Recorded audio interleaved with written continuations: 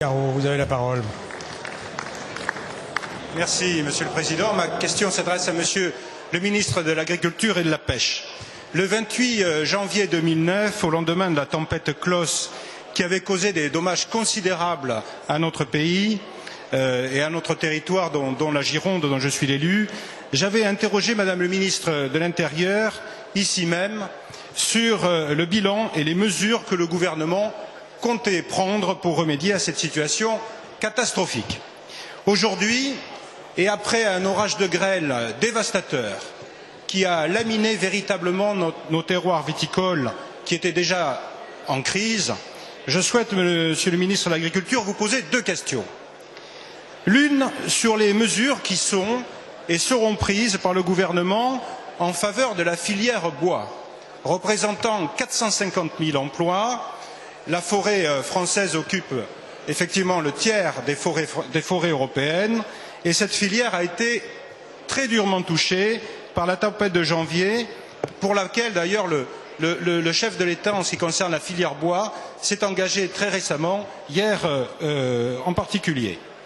Et je souhaite également vous poser une autre question sur la viticulture, également très durement touchée, en particulier dans ma circonscription, et pour laquelle il serait nécessaire de trouver, à défaut d'aide directe, d'éventuelles compensations.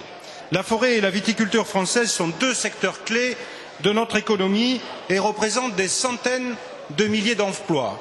Je sais que vous êtes très attachés à leur devenir et j'espère que le gouvernement saura répondre rapidement à ces attentes, pour ne pas dire ces angoisses. Je vous remercie. Merci. La parole est à Monsieur le ministre de l'Agriculture, de la Pêche et de la Forêt. Merci, Monsieur le Président. Mesdames et Messieurs les députés, Jean-Paul Garot évoque un sujet très important qui me permet de rappeler que dans notre économie, les entreprises forestières, viticoles, agricoles sont les plus vulnérables et les moins bien protégées contre les aléas climatiques, sanitaires ou économiques. Et c'est précisément, Monsieur Garot, pourquoi je travaille depuis 2 ans à améliorer ce système de prévoyance, de précaution, de prévention au niveau national et au niveau européen. Nous l'avons commencé avec la dotation pour aléas, avec l'amélioration de l'assurance récolte, en particulier pour les entreprises d'une région comme la vôtre en matière de viticulture. Je voudrais dire un mot sur la tempête Klaus qui a ravagé dans le sud-ouest la forêt. Nous avons réagi immédiatement. Le président de la République s'est rendu sur place, exprimé la solidarité de la nation. Nous avons dégagé 5 millions d'euros pour ouvrir les voies.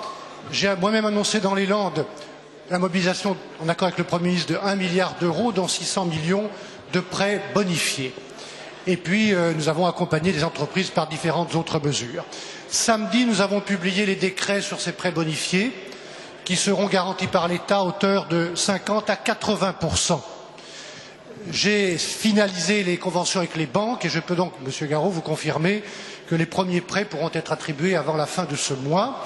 En même temps, nous finalisons la négociation avec la Commission européenne. Il y a l'urgence, Monsieur Garot, et puis il y a aussi l'avenir. Et c'est précisément pour préparer cet avenir de la filière bois que le président de la République, je parle sous le contrôle de Jean-Louis Borloo qui était avec moi et d'autres ministres, a annoncé des mesures très importantes pour utiliser mieux le bois dans la construction, pour aider les entreprises à se restructurer et pour faciliter l'usage de l'énergie bois.